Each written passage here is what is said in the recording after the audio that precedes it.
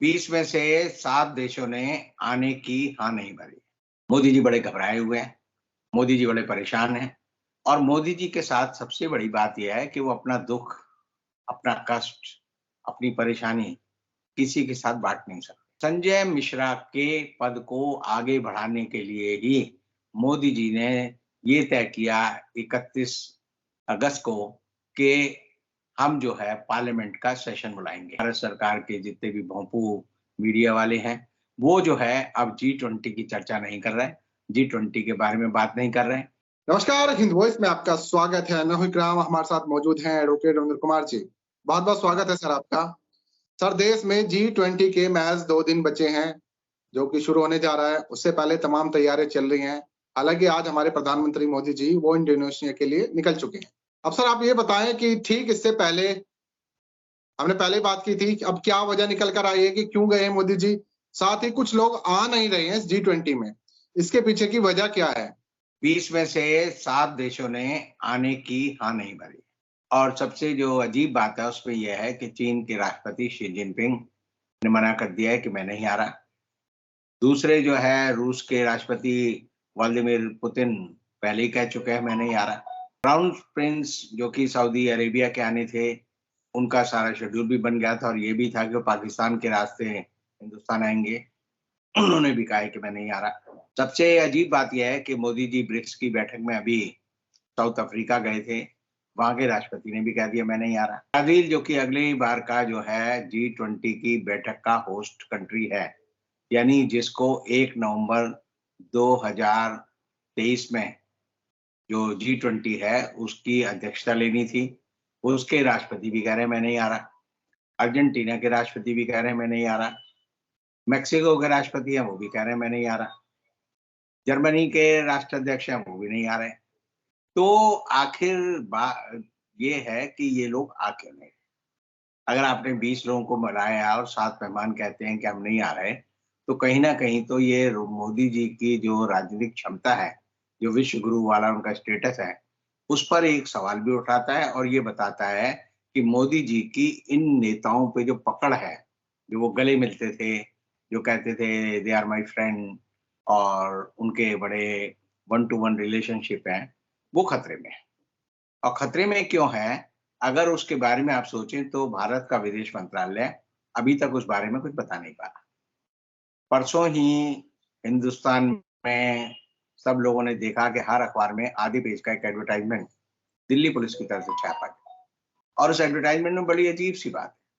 वो लिखते हैं कि दिल्ली में G20 की बैठक के दौरान 8, 9 और 10 नवंबर को लॉकडाउन नहीं है, लेकिन कुछ रिस्ट्रिक्शन है।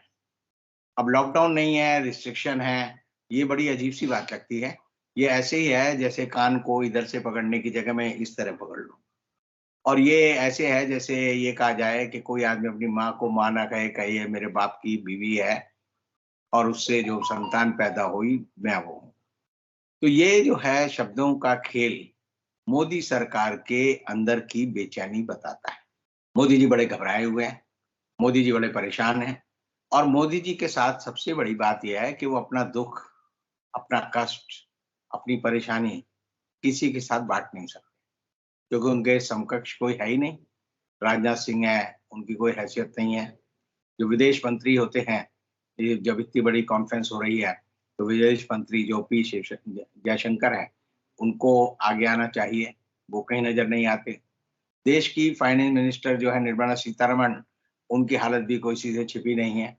तो आखिरकार इस पूरे की पूरी जो G20 की बैठक हो रही है, उसमें जब भी कोई देश ऐसे बड़े आयोजन करता है, तो अपने यहाँ से एक होस्ट होस्ट जो है बेटर हाल्फ की घोषणा करता है। जब राजीव गांधी थे तो बेटर हाल्फ में उन्होंने सोनिया गांधी को आगे रखा और क्योंकि हिंदुस्तान में अक्सर जो प्रधानमंत्री हुए हैं, उनकी पत्नियाँ किसी भी वजह से नहीं रहीं। नेहरू जी थे तो उस समय कोई नहीं था, तो वो विजयलक्ष्मी पंडित को आगे रखते थे, वो होस्ट बनती थीं। उसके बाद इंदिरा गांधी आई तो इंदिरा गांधी का बेटर हाल्फ कोई नहीं था, तो उन्होंने दूसरे लोगों को होस्ट रखना शुरू किया। इसी तरह हम देखते हैं कि बाद में अटल बिहारी वाजपेयी देश के प्रधानमंत्री बने, तो उनके साथ भी कोई होश पड़ने वाली बात नहीं थी। और यही हाल मोदी जी का है।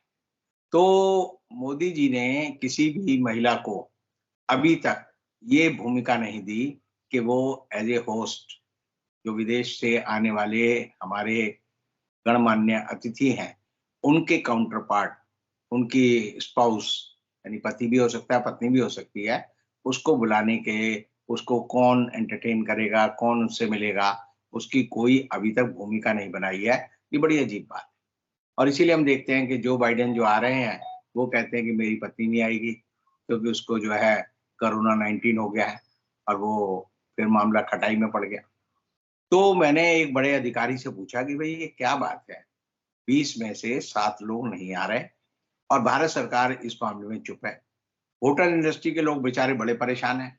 देश की सरकार ने, मोदी जी की सरकार ने 20 बड़े होटलों को एनसीआर में ये कहा था कि आप अपने यहाँ की सारी बुकिंग रद्द कर दें, क्योंकि विदेशों से जो राष्ट्राध्यक्ष आएँगे, उनके जो प्रतिनिधि मंडल है, उसको रहने के लिए जगह चाहिए।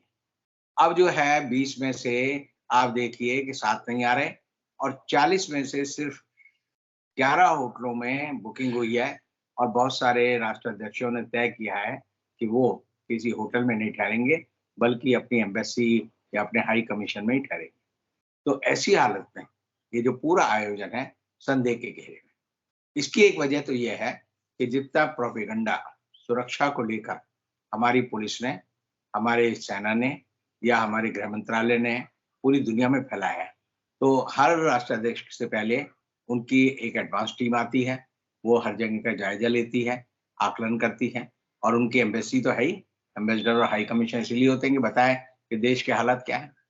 तो जिस तरह से ये कहा गया कि सारे मॉल बंद रहेंगे, सारे बाजार बंद रहेंगे, सारे जो है सिनेमाघर बंद रहेंगे, सारे जो मार्केट है वो बंद रहेंगे, तो क्या पूरा का पूरा देश सन्नाटे में होगा? पूरे के पूरे देश में नागरिकों को सड़क पर चलने की आज़ादी नहीं है? तो इसीलिए लोगों को लगा कि दिल्ली में जो है कर्फ्यू लगा दिया गया है, दिल्ली में लॉकडाउन है और लॉकडाउन की वजह से लोगों को दिल्ली की सड़कों पर आकर घूमने-फिरने, मिलने-जुलने की कोई आज़ादी नहीं है और जो मेहमान आएँगे, वो बेचारे कोई खरीदारी नहीं कर सकते। जब भी हम विदेश जाते हैं तो सॉवेनिर खरीदते हैं। सॉवेनिर मतलब जो गिफ्ट जो हम किसी को यादगार रूप में देना चाहते हैं। जब बाज़ार बंद है, मार्केट बंद है, मॉल बंद है, तो ना बेचारे वो किसी को खरीद दे पाएँगे, ना दे पाएँगे। तो ऐसी हालत में मोदी जी की सरकार की एक विफलता ये है कि मोदी सरकार ने सबको जो खाने का मेन्यू भेजा है, उसमें लिखा है कि आपको सिर्फ शाकाहारी, वेजिटेरियन खाना दिया जाएगा और वो खाना दिया जाएगा जिसमें चावल और गेहूँ नहीं होगा, जिसमें दूध की कोई मिठाई नहीं होगी।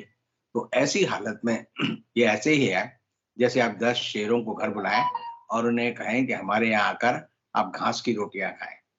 तो जो बहुत सारे राष्ट्राध्यक्ष हैं, मुझे याद है जब डोनाल्ड ट्रंप आ रहे थे, तो उनके लिए विशेष विदेश मंत्रालय ने एक विशेष सूचना जारी की थी कि डोनाल्ड ट्रंप को बीफ स्टिक, यानी बीफ की लंबी-लंबी जो म मांस की भुनी हुई वो होती है व्यंजन, वो बड़ा पसंद है और वो हर खाने में वो खाते हैं। और ये सबको पता है कि जब भी कोई विदेशी राष्ट्राध्यक्ष आता है, तो दिल्ली में बीफ बैन है, लेकिन तब भी हैदराबाद हाउस में जब भी उसकी बैठक होती है, उनको बीफ परोसा जाता है, बताया नहीं जाता।